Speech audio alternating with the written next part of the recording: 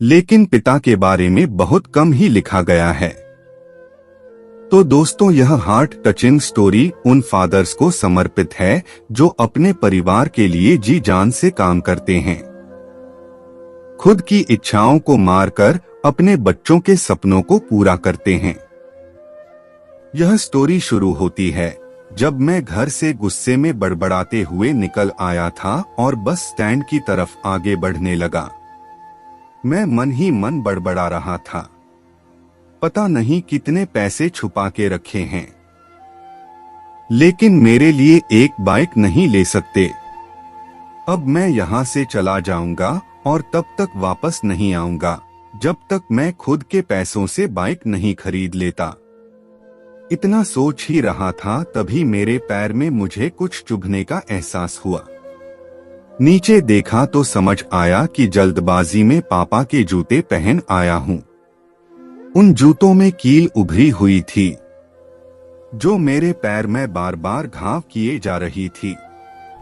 लेकिन उस समय गुस्सा अधिक था तो मैं बड़बड़ाते हुए आगे बढ़ गया। एकाएक मुझे याद आया कि मैं पापा का पर्स भी साथ ले आया हूँ। मेरे खुराफाती दिमाग में एक ख्याल आया, क्यों ना आज पापा का पर्स चेक किया जाए, जिसे आज तक उन्होंने किसी को हाथ तक नहीं लगाने दिया था। पता नहीं कौन सा खजाना छुपा है इस पर्स में जो किसी को हाथ नहीं लगाने देते थे। जब मैंने पापा का वह पुराना पर्स खोलकर देखा तो उसमें पैसे तो नहीं मिले, लेकिन पैसों की जगह पर एक डायरी रखी हुई थी। तब मैंने सोचा, ओह, तो यहाँ खजाना छुपा रखा है। मैं समझ रहा था कि यहाँ पापा ने लिखा होगा कि किससे कितने पैसे लेने हैं और किसको कितने पैसे दिए हैं, लेकिन मैं गलत था। जब मैंने उस छोटी सी डायरी का पहला पेज खोलकर देखा तो वहां पर जो लिखा था वह थोड़ा सीरियस कर देने वाला था।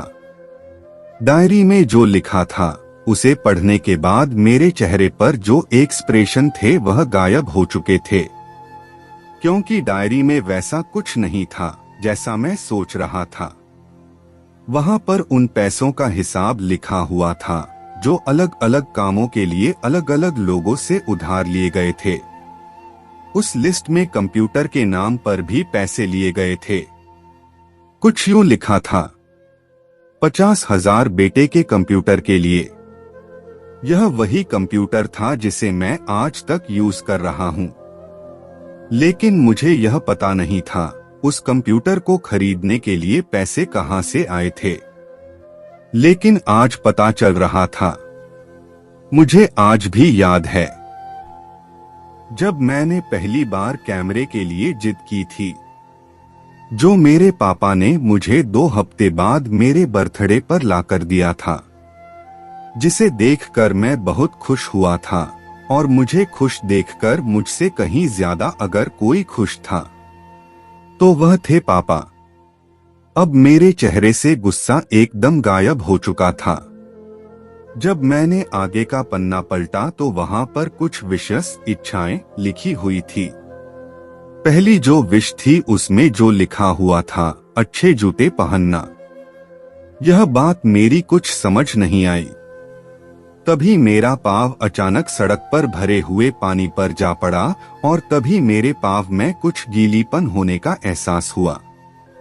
जब मैंने जूता उतार कर देखा तो उसका तला टूटा हुआ था। यह देखकर मुझे डायरी में लिखी बात याद आ गई। तभी मुझे माँ पापा की कही बातें भी याद आ रही थी कि कैसे माँ जब कहा करती थी पापा से, अब तो जूते पुराने हो गए, नए ले लीजिए, तो पापा अक्सर यह कहकर टाल दिया करते थे, जूते अभी और चलेंगे, अभी कुछ दिन पहले तो लिए थे। मुझे आज समझ आ रहा था कि कितने दिन और चलेंगे। साथ ही साथ यह भी समझ आ रहा था कि पापा पर्स को क्यों छुपा कर रखते थे।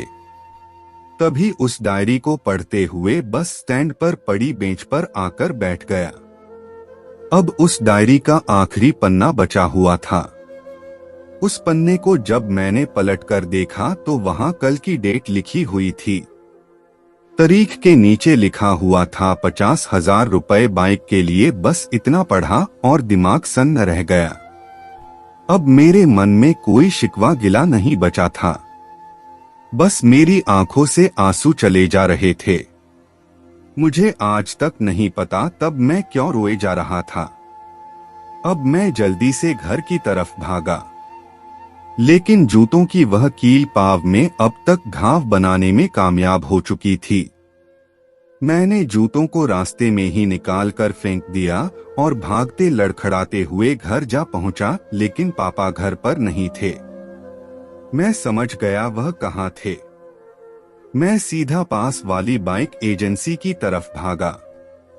पता नहीं आज कहां से इतनी ताकत आ गई थी कि मैं भागते हुए थक नहीं रहा था, और वह भी बिना जूतों के नंगे पैर। जैसे तैसे मैं बाइक एजेंसी पर पहुंचा। पापा वही थे। मैंने पापा को दौड़कर गले लगा लिया और मेरी आंखों से आंसू रुकने का नाम ही नहीं ले रहे थे। पापा को समझ नहीं पा रहे थे आखिर हो क्या रहा है, मैं क्यों रो रहा हूं। मैंने पापा से कहा, पापा मुझे मोटरसाइकिल नहीं चाहिए, आप अपने लिए जूते ले लीजिए। अब आज से मैं जो भी करूंगा अपनी मेहनत से अपने बलबूते पर पढ़कर करूंगा। अगर आपको जरा भी ये कहानी पसंद आई हो तो नीचे कमेंट करें और चैनल को सब्सक्राइब करें। अपने दोस्तों के शेयर करना ना भूलें।